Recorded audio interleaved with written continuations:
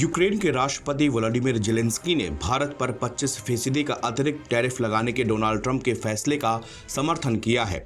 अमेरिकी मीडिया से बात करते हुए जेलेंस्की ने ट्रंप के उस फैसले को सही ठहराया है जिसमें उन्होंने रूसी तेल खरीदने वाले देशों के खिलाफ टैरिफ लगाने की बात कही है, लेकिन सिर्फ भारतीय सामानों पर टैरिफ लगाया गया है। दरअसल चीन में पिछले दिनों हुए शिखर सम्मेलन के दौरान प्रधानमंत्री नरेंद्र मोदी, चीनी राष्ट्रपति शी जिनपिंग और रूसी राष्ट्रपति व्लादिमीर पुतिन की बैठक के बाद अंतर्राष्ट्रीय राजनीति में हलचल तेज हो गई है।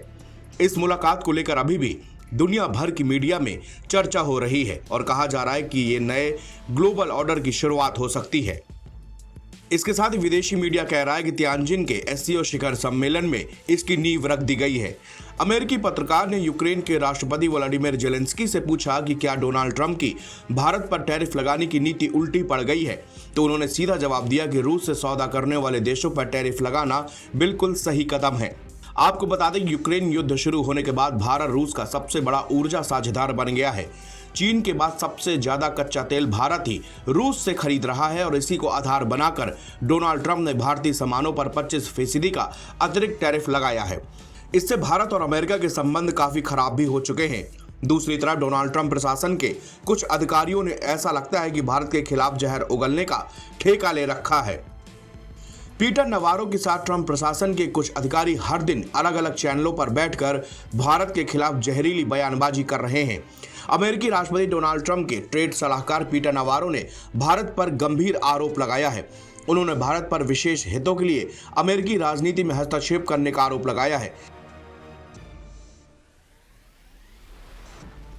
उन्होंने एक्स पर लिखा है कि विदेशी हित निष्पक्ष पर्यवेक्षकों के रूप में अमेरिका की घरेलू अर्थव्यवस्था और राजनीति में दखलंदाजी करते हैं। भारतीय रूसी तेल खरीदने के बारे में झूठ बोलकर यूएन में दखलंदाजी करने की कोशिश कर रहे हैं।